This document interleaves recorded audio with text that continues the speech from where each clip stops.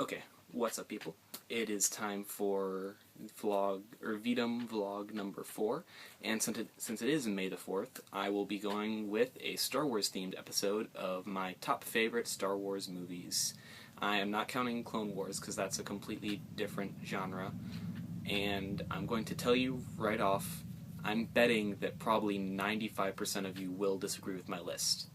And I'm perfectly okay with that. I mean, to each his own. Star Wars is a communal experience, and I think it is important that we have different opinions about the movies.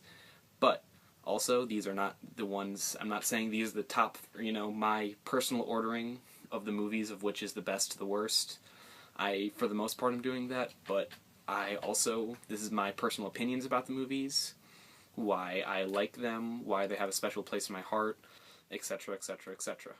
So, I'm just saying you will probably disagree with me. I am okay with that.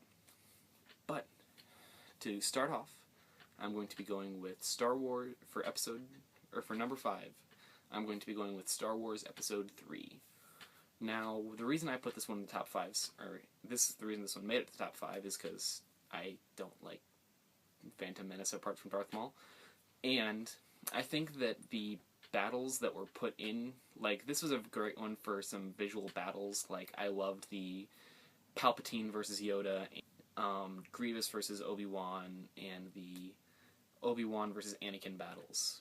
And I think that for, straight up action and battles, lightsaber battles, this one has the best, straight up. And I think that it did do some good fan service with wrapping up some loose ends that they started in the prequels, and they even started in the main series that they didn't really take care of, like how Yoda got to Dagobah, that was a deleted scene, and how Luke and Leia ended up where they did. And I think those are just really important points of how, this was mainly one, I feel like, for finishing up this original saga, which is important. But it did not, Anakin, and some of the scenes with him are just not good, and I feel like the way they portrayed Anakin and Padme's relationship was a bit off. I just was not a fan of that. But, however, it was an important sub-story. Since they were doing the prequels, it was an important one to take care of. Also, giving Palpatine more backstory, besides just he was a senator who was also a Sith Lord, and talking about how he became a Sith Lord and how he convinced Anakin to join the dark side. So just the little things, like having Chewbacca in there, even though I don't know if he was ever referred to by name, just the little things. And I think the little things make this one add up to be better than the other prequels. So for those reasons, I will be giving Star Wars Episode 3 my number 5 spot.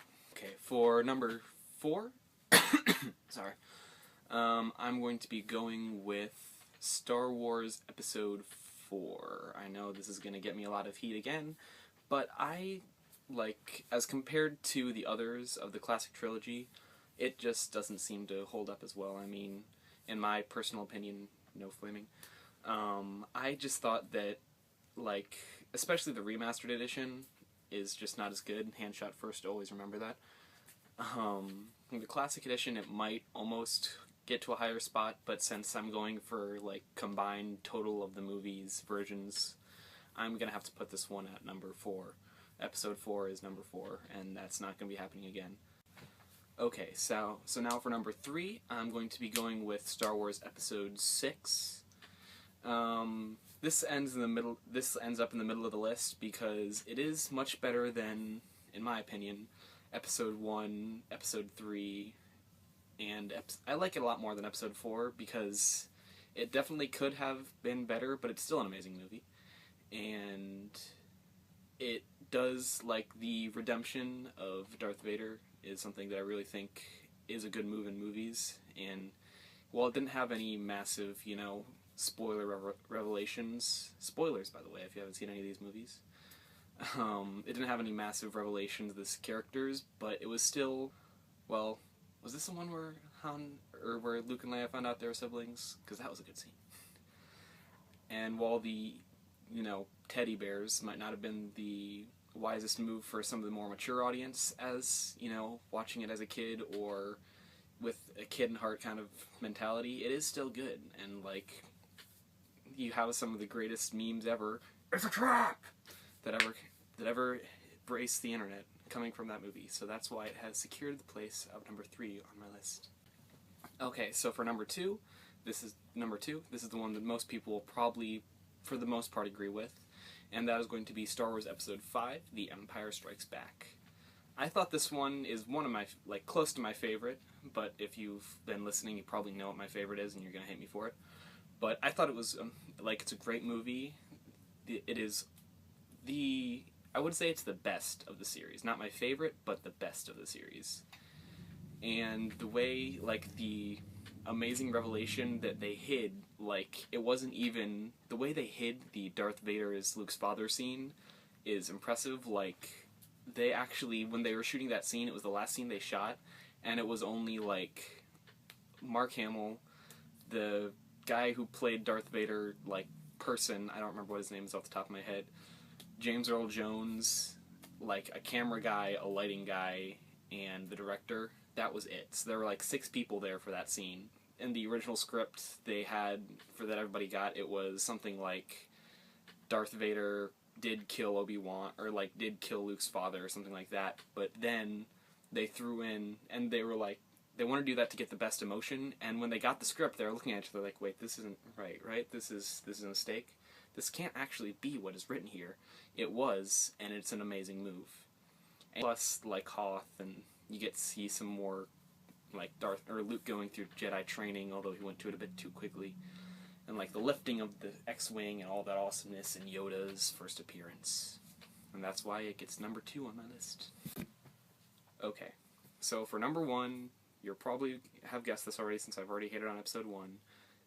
My favorite, not the one that's the best, my favorite is Star Wars Episode 2. I realize that it's probably the second worst of the series, but I love it. Like, it was the first Star Wars movie that I ever saw, which is saying something, although my mom kind of ruined it for me partway through when she said, it's too bad Anakin becomes Darth Vader. And I was like, what? What is this? How did you not tell? Why are you telling me this now? Can't I figure this out on my own? But I found out at that point, so that did ruin Anakin a bit for me. But it's still, like, the battle scene and, like, the Jedi Council and the awesome, like, seeing the Jedi as kind of their full force there for the first, that's, like, I think that's the episode or the movie that shows the most of just the Jedi and their full power, and it just has a special place in my heart. I can't really do too much to defend it, because the Naboo scene with Anakin and Padme just makes me, But apart from that, and basically every bit of acting that Anakin does, it is a good movie. Well, okay, it's a good movie. Not as good as the others, apart from Episode 1. That is my least favorite. And I'm not counting Clone Wars in this. That's a completely different genre, pretty much. But, still, Episode 2 is my favorite, only due to the fact that it was the first that I ever saw. It was my introduction to this massive universe that they've created. And I love the Jedi and Mace Windu. So for my YouTube suggestion for today, I'm going to be going with Apprentice A. They are a Canadian YouTube channel that make a lot of, like, the reason I'm going with it today is because they do a lot of Star Wars stuff, and they don't put out stuff too often, but, like, if you check out some of their behind-the-scenes stuff, they are working pretty much constantly on these videos. Like, one of their more recent ones is they did a shot-for-shot parody of Justin Bieber's As Long As You Love Me with a YouTube-based song called As Long As You Like Me, which I thought was pretty hilarious, because it's about YouTube and all that fun stuff. And then also, they have, like, choreographed lightsaber battles. They cooperate with Wheezy Waiter. Well, I'll be giving us a suggestion later, but for right now, he's good. But they have some of the higher quality, like, they focus on quality over quantity, which is important sometimes. But they are sometimes, you know, they have some amusing ones, but they do a lot of filmmaker-ish projects, which I like. I love going on YouTube and watching filmmaker-style stuff. That's it for May the 4th, and may the 4th be with you, and DFTBA.